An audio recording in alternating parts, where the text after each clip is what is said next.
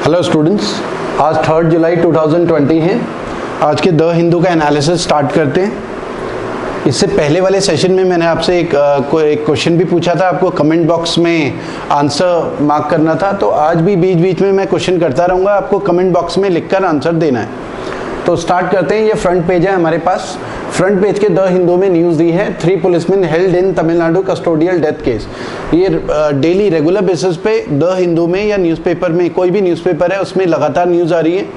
तो ये हम पहले भी डिस्कस कर चुके हैं। तमिलनाडु में पुलिस स्टेशन में एक फादर और सन को वहाँ पर टॉर्चर किया गया।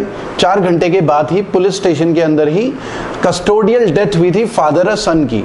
उन्होंने कोविड-19 के कर्फ्यू, जो लॉकडाउन था उसके ड्यूरेशन में शॉप ओपन करी थी, तो उसमें पुलिस वाले अरेस्ट करके लेके गए थे फादर और सन को। तो उसके बाद से लगातार डिबेट हो रही है कि पुलिस रिफॉर्म्स होने चाहिए। जो कस्टोडियल टॉर्चर है, ठीक है, उसके बारे में बात हो रही है कि पुलिस वालों ने टॉर्चर करा। रिलेटिव्स का कहना है कि फादर और सन को बहुत बुरी तरीके से पीटा गया पुलिस स्टेशन में। तो ये बहुत सारे एलिगेशंस भी पुलिस के ऊपर लगे थे तमिलनाडु में। तो ये लगातार न्यूज़ में रहा है। तो उसी के बारे में आया है। कल भी हमने डिस्कस करा था। एक तो पुलिस रिफॉर्म्स को लेकर सुप्रीम कोर्ट, हाई कोर्ट्स के अलग अलग वर्डिक्ट थे पुलिस रिफॉर्म्स को लेकर, राइट टू लाइफ को लेकर और राइट टू नो को लेकर हमें क्यों अरेस्ट किया जा रहा है, वो सारी चीज़ें हमने डिस्कस करी थी कल। यहाँ पर दिया 3 policeman held in Tamil Nadu custodial death. तो उसी केस से रिलेटेड हमारा यहाँ पर दिया है कि 3 पुलिसमैन को अरेस्ट किया गया, ठीक है, कस्टोडियल डेथ से रिलेटेड, जिन्होंने पीटा होगा, ऐसे एलिगेशंस हैं। तो ये एक लगातार न्यूज़ में रहा। ये हम पहले भी बहुत डिटेल में डिस्कस कर चुके हैं। उसके अलावा न्यूज़ में रहा, ministry of defence approves 33 new fighter jets in the deal worth 38,900। ये हम आगे डिस्कस करेंगे डिटेल में, ठीक है। पहले ये देख लेते हैं, कोविड-19 केसेस 90,000 क्रॉस कर गया दिल्ली में। उसके अलावा ये दिया है, India's first plasma bank launch in capital. तो ये एक यूपीएससी के या पीसीएस के या डिफरेंट एग्जाम में क्वेश्चन आ सकता है कि plasma bank will set up at the institute of liver and biliary sciences in Delhi. तो ये एक इंपॉर्टेंट लाइन है, ये आपको नोट डाउन करनी है। एक प्लाज्मा बैंक एस्टैब्लिश किया गया न्यू दिल्ली में।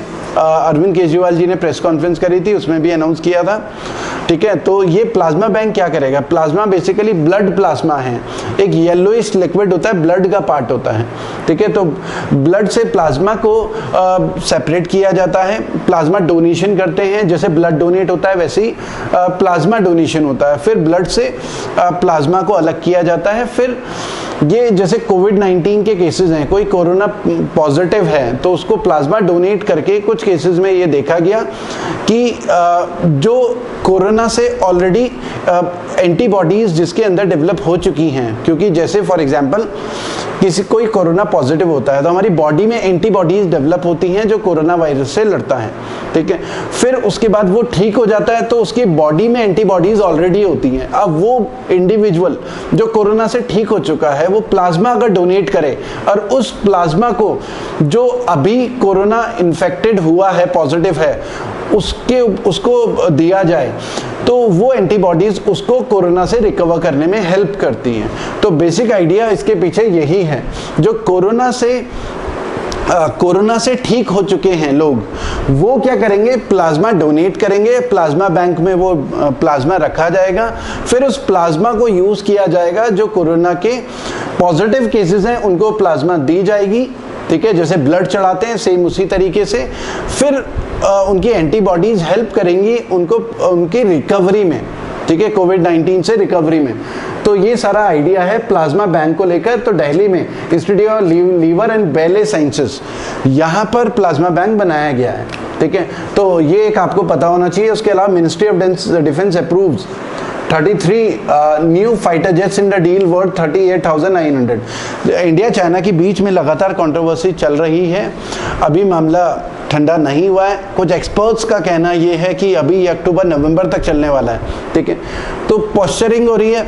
चाइना भी अपनी जो ट्रूप्स हैं लगातार LAC के पास, लाइन ऑफ एक्चुअल कंट्रोल के पास भेज रहे हैं और इंडियंस भी अपने ट्रूप्स वगैरह वहाँ पर भेज रहे हैं। तो उसी के बीच में हमने मिनिस्ट्री ऑफ डिफेंस ने अप्रूव करी एक डील। अब इस डील में क्या क्या है उसे डिटेल में अगर देखें, डिफेंस एक्विजिशन काउंसिल, एक तो ये आपको पता होना चाहिए, डिफेंस एक्विजिशन काउंसिल ने क्लियर करी 38,900 करोड़ की डील। इसमें पहली चीज क्या है, 7,418 करोड़ के, मतलब इन 38,000 में 7,418 करोड़ के 21 मिग 21, 21 मिग 29, सॉरी मिग 29, ये मल्टी रोल फाइटर है मिग 29। एक तो आपको पता है कि सबसे ज्यादा इंडिया के पास मिग 21 है, मोर देन 240, इंडिया के पास 240 से ज्यादा मिग 21 है फाइटर एयरक्राफ्ट, जो कि हमने रशिया से परचेज करे हुए हैं। तो एक तो हम रशिया से ये परचेज करने वाले हैं 21 MiG 29 fighter, multi role fighter है बेसिकली, ठीक है। उसके अलावा जो एग्जिस्टिंग 59 है मिग 29, उनको अपग्रेड किया जाएगा, ठीक है। एक तो इस स्कीम में इतने में 7,418 इसमें खर्च होने वाला है, number 1। Number 2, hall Hindustan aeronautics limited जो है 12 सुखोई 30, ये फाइटर एयरक्राफ्ट है, इसको वो डेवलप करेंगे, वो बिल्ड करेंगे। ये भी एक इंपॉर्टेंट नोट डाउन करना है आपको, ठीक है। उसके अलावा पिनाका, हमारे पास एक पिनाका, एक मल्टी बैरल रॉकेट लॉन्चर है, मल्टी बैरल रॉकेट लॉन्चर।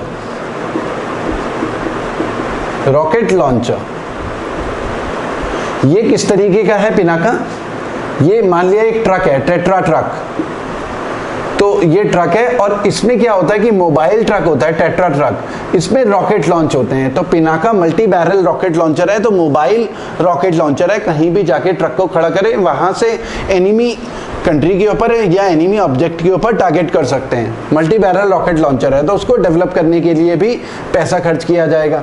उसके अलावा चौथा अगर हम बात करें, एक तो long range land attack missile system है, उसमें भी पैसा खर्च किया जाएगा, 1000 किलोमीटर रेंज का, 1000 किलोमीटर रेंज का। उसके अलावा अस्त्र है हमारा, एयर टू एयर मिसाइल है, तो एक फाइटर से, जैसे एनिमी का फाइटर भी आ रहा है और हमारा भी फाइटर जा रहा है, तो हमारे फाइटर प्लेन से दूसरे के एनिमी के फाइटर प्लेन पर अटैक करने के लिए अस्त्र हमारे पास मिसाइल है, ठीक है, उसमें भी पैसा खर्च किया जा रहा है। तो ये सारी चीजें इंपॉर्टेंट हैं जो आपको नोट डाउन करनी है, ठीक है, ये आपको पता होना चाहिए। तो ये एक न्यूज में रहा कल। उसके अलावा फ्रंट पेज में ही अगर हम देखें, एक तो बोला है no repatriation if cases are pending से सुप्रीम कोर्ट। ये आर्टिकल बेसिकली किस चीज के लिए, तबलीगी जमात, जैसा आपने सुना होगा मार्च के टाइम पर दिल्ली में तबलीगी जमात में पूरी दुनिया से तबलीगी इकट्ठा हुए थे, वहां पर मीटिंग उनकी हुई थी, 8000 से ज्यादा तबलीगी थे और पूरी दुनिया में अलग अलग कंट्री से आए हुए थे, और वहां से कोरोना के केसेस बहुत सारे उसी टाइम पर एक 15 या 20 दिन के अंदर ये देखा गया था कि 4000 से ज्यादा केसेस तबलीगी पॉजिटिव थे, ठीक है। फिर उनकी वजह से काफी मास लेवल पे कोरोना के इन्फेक्शन बढ़े थे, ठीक है। तो वो जो फॉरेनर्स यहाँ पर आए थे वो वीजा लेकर आए थे, जैसे टूरिस्ट वीजा लेकर आए थे, किसी और वीजा पे आए थे, मेडिकल वीजा पे, तो वीजा रूल्स वायलेट करे थे उन्होंने। वीजा अप्लाई करते हुए ये कंडीशन नहीं लिखी थी कि तबलीगी इवेंट को वो ज्वाइन करने के लिए आ रहे हैं, तो वीजा रूल्स वायलेट हुए थे, तो उनके ऊपर क्रिमिनल केसेस भी फाइल हुए हैं, ठीक है, वीजा रूल वायलेट करने को लेकर, ठीक है। तो सुप्रीम कोर्ट ने ये कहा है रिपेट्रिएशन का मतलब है किसी भी तबलीगी, जो फॉरेनर तबलीगी जमात के मेंबर्स हैं जिनके ऊपर यहाँ पर क्रिमिनल केस चल रहा है, तो उनको उनकी कंट्री को हैंडओवर नहीं किया जाएगा अगर उनके ऊपर क्रिमिनल केस है यहाँ पर। तो वही लिखा हुआ है नो रिपेट्रिएशन, मतलब उनको हैंडओवर नहीं करेंगे किसी कंट्री को अगर उनके अगेंस्ट केस पेंडिंग है सुप्रीम कोर्ट में। तो ये एक न्यूज में रहा। उसके अलावा private trains will benefit travellers, एक तो रेलवे में प्राइवेटाइजेशन को अलाउ कर रहे हैं, ठीक है, उसको आगे हम डिटेल में डिस्कस कर सकते हैं। जैसे अगर हम देखें प्राइवेट ट्रेन्स, लिख लेते हैं private trains expected to begin operations, एक डेट इंपॉर्टेंट है जो आपको पता होनी चाहिए, ऑपरेशंस बाय अप्रैल 2023 से पहले प्राइवेट ट्रेन्स 109 रूट्स में चलेंगी, 109 रूट्स, वहां पर अलाउ करेंगे, और ये जो इन्वेस्टमेंट को अट्रैक्ट करेगा अराउंड 30,000 करोड़। तो ये एक इंपॉर्टेंट है कि 109 रूट्स, और ये एक टाइम इंपॉर्टेंट है कि कब तक ये प्राइवेट ट्रेन चलेंगी। 109 रूट पे चलेंगी, और इट विल अट्रैक्ट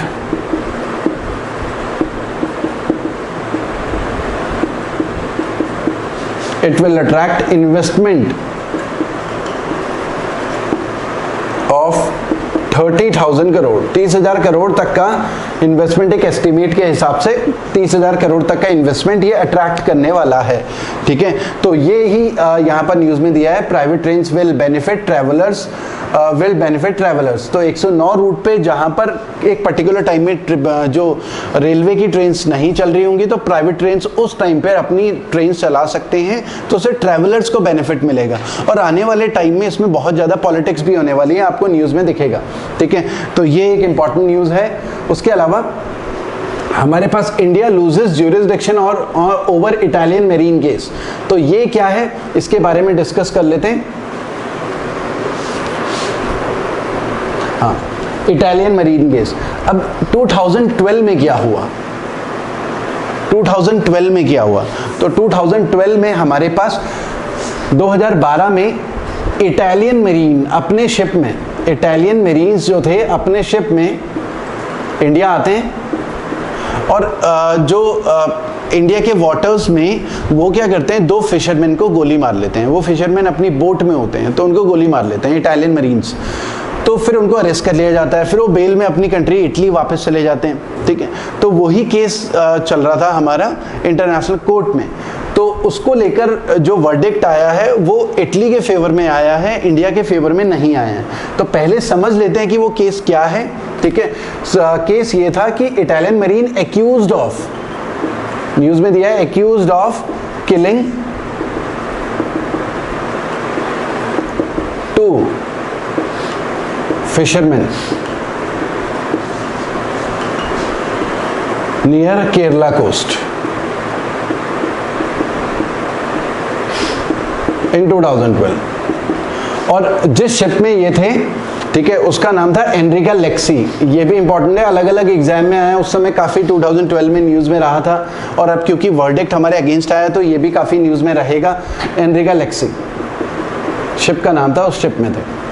ठीक है, अब प्रॉब्लम क्या है, देखिए अगर हम इंडिया के कोस्ट लाइन की बात करें तो 200 नॉटिकल माइल्स तक, 200 नॉटिकल माइल्स तक ये क्या होता है कि इंडिया का टेरिटोरियल वाटर होता है, जिसमें हम इकोनॉमिक एक्टिविटीज़ भी कर सकते हैं। 200 नॉटिकल माइल्स के बाहर हम इसे हाई सीज बोलते हैं, जिसमें इंटरनेशनल लॉ लगते हैं।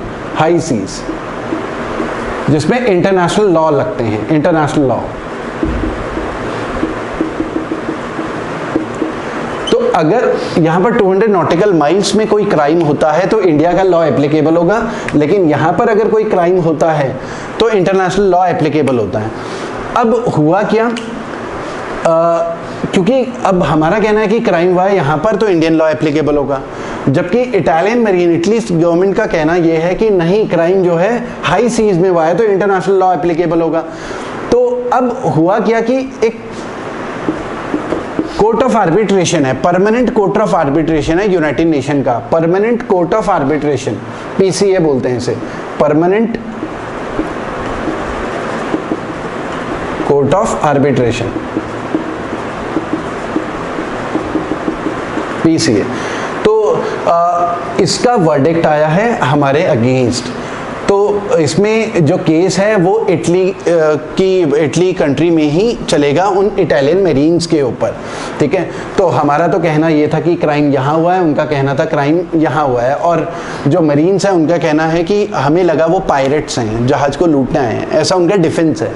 तो ये काफ़ी कंट्रोवर्सी में रहा। और यहाँ पर जो लॉ लगता है इंपॉर्टेंट क्या है, एक तो आपको इसकी फुल फॉर्म पता होनी चाहिए, ठीक है, और उसके अलावा एक यूनाइटेड नेशन लॉ है of high seas, United Nation convention, United Nation convention ऐसा लिखते हैं, यूनाइटेड नेशन कन्वेंशन, ये आपको पता होना चाहिए, ऑन द लॉ ऑफ सी। ठीक है, इसे हम शॉर्ट में लिखेंगे यूनाइटेड नेशन कन्वेंशन, LOS। इसकी फुल फॉर्म आपको पता होनी चाहिए, ये एग्जाम में आ सकता है। ठीक है। एक तो पीसीए पता होना चाहिए क्योंकि इंटरनेशनल वाटर्स में ये वाला लॉ लगने वाला है, ठीक है, और ये काफ़ी न्यूज़ में रहा था। तो ये सारी इंपॉर्टेंट चीज़ें हमने डिस्कस कर ली जो एग्जाम में आ सकता है। उसके अलावा हमारे पास जो न्यूज़ में रहा, ये हमने डिस्कस कर लिया है, प्राइवेट ट्रेन्स भी डिस्कस कर लिया है। ट्रेड डेफिसिट चाइना का वो डिप हो गया है। ट्रेड डेफिसिट इंडिया चाइना जो ट्रेड होता है, इंडिया चाइना जो ट्रेड डेफिसिट है, जैसे यहां पर न्यूज़ में दिया है ट्रेड डेफिसिट इंडिया चाइना का 48.66, तो अप्रॉक्स लिख लेते हैं $48.6 बिलियन डॉलर। अब ट्रेड डेफिसिट होता क्या है? बेसिकली एक्सपोर्ट और इंपोर्ट के बीच का डिफरेंस, एक्सपोर्ट और इंपोर्ट के बीच का डिफरेंस।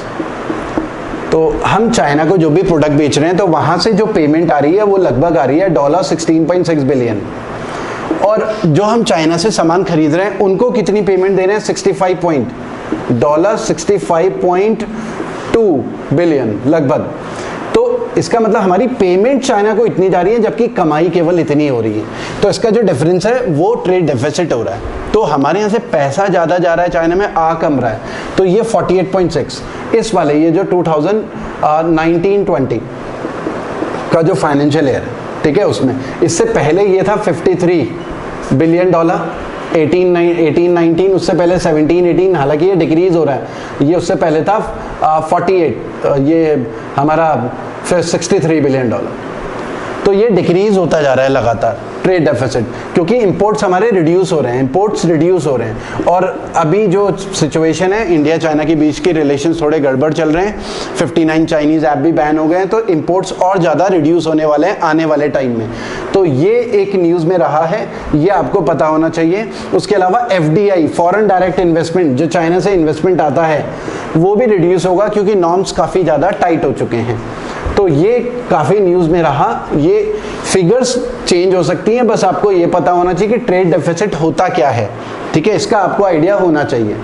उसके अलावा स्टूडेंट्स, हमारा इक्वेशंस IAS ऐप है जिसे गूगल प्ले स्टोर से आप डाउनलोड कर सकते हैं, जिसमें पूरा हमारा कंप्लीट स्टडी मटेरियल है, बैंक PO SSC का, SSC का भी, SSC CGL का भी, UPSC का भी, तो पूरा कंप्लीट स्टडी मटेरियल। उसके अलावा हमारा यूट्यूब चैनल अगर आपको पसंद आता है तो लाइक करें, सब्सक्राइब करें। हमारे फ्री टेलीग्राम ग्रुप है जिसमें हम स्टडी मटेरियल अपलोड करते रहते हैं, वीडियोज़ वगैरह, PDF फाइल्स वगैरह। UPSC के लिए अलग है, SSC बैंकिंग के लिए अलग है, ठीक है। हाँ, नेक्स्ट न्यूज़ में आते हैं। India's torture culture needs to end now. तो ये द हिंदू का आर्टिकल है, एडिटोरियल का, ये हम पहले भी डिस्कस कर चुके हैं। ये टॉर्चर कल्चर फिर से कस्टोडियल डेथ को लेकर है।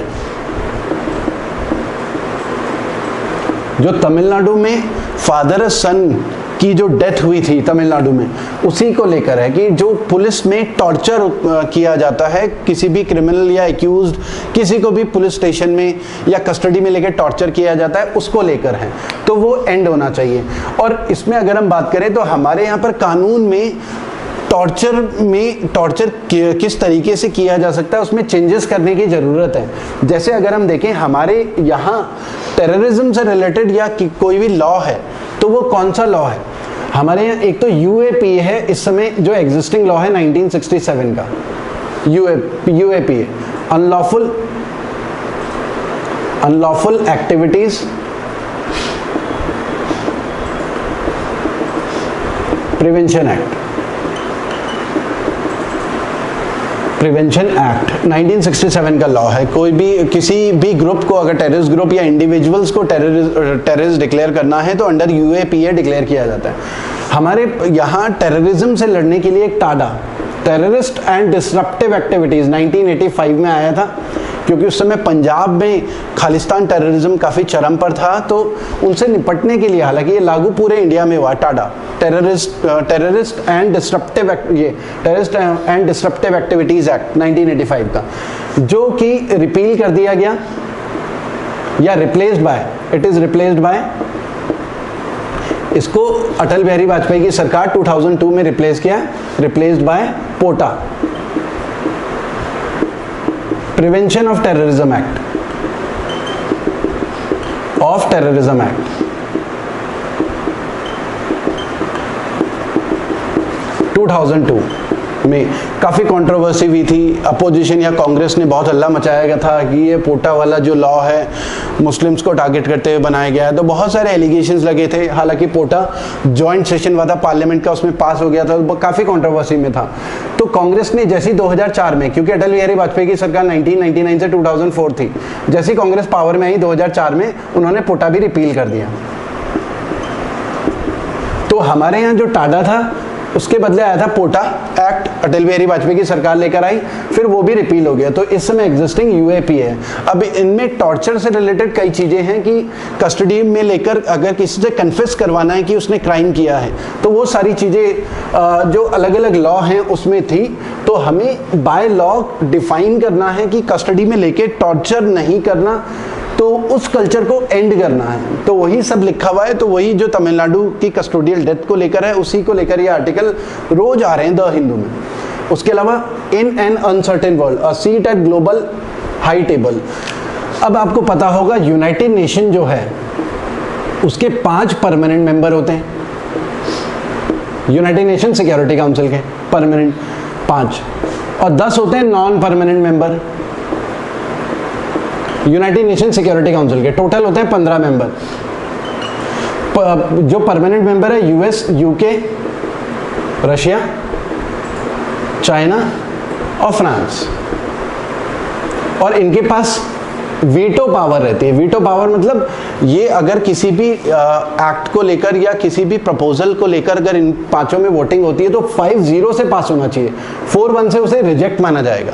5-0 सबका अप्रूवल चाहिए, सबकी चाहिए तभी पास होगा, इसे बोलते हैं वीटो पावर।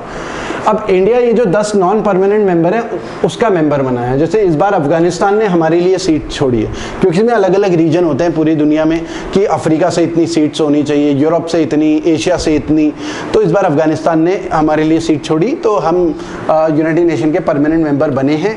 तो इसमें यही लिखा हुआ है कि भाई रिफॉर्म्स होने चाहिए यूनाइटेड नेशन में, वो बात भी उठानी है, ठीक है, क्योंकि हमें अपने रीजन का सपोर्ट भी चाहिए। तो वही सारी चीज़ें लिखी हुई हैं। यूनाइटेड नेशन सिक्योरिटी काउंसिल में भी रिफॉर्म्स की ज़रूरत है। परमानेंट मेंबर बने इंडिया विद वीटो पावर्स, वो सब बोला हुआ है। और जो हम देखें तो बिग जे एक ग्रुप भी है, बिग जे ब्राज़ील, इंडिया, जर्मनी, जापान, इन चारों ने अपना ग्रुप बनाया हुआ है कि हम एक दूसरे को सपोर्ट करेंगे यूनाइटेड नेशन के परमानेंट मेंबरशिप के लिए। तो ये सारी चीज़ें हैं इंपॉर्टेंट। उसके अलावा न्यूज़ में क्या रहा, बोत्सवाना एक कंट्री है, 350 एलिफेंट्स की डेथ हुई है बोत्सवाना में। यहाँ पर अफ्रीका में है, सब अफ्रीका में है, ये लोकेशन है उसकी। और ये इंपॉर्टेंट है लोकेशन, ज्योग्राफी के पॉइंट ऑफ व्यू से ये क्वेश्चन बहुत इंपॉर्टेंट। ओकावंगा डेल्टा में डेथ हुई है, ठीक है। और ऐसा ये मिस्ट्री है कि किस तरीके से डेथ हुई। टस्क भी एक प्रॉब्लम, टस्क की कोई प्रॉब्लम नहीं है। एंथ्रैक्स एक बीमारी है, बीमारी भी नहीं हुई है, ठीक है। तो अभी सैंपल ले लिए गए हैं, रिपोर्ट्स आनी बाकी है किस तरीके से इनकी डेथ हुई। तो इतना ही करते हैं स्टूडेंट्स आज के लिए, फिर नेक्स्ट सेशन में से आगे कंटिन्यू करेंगे। Thank you.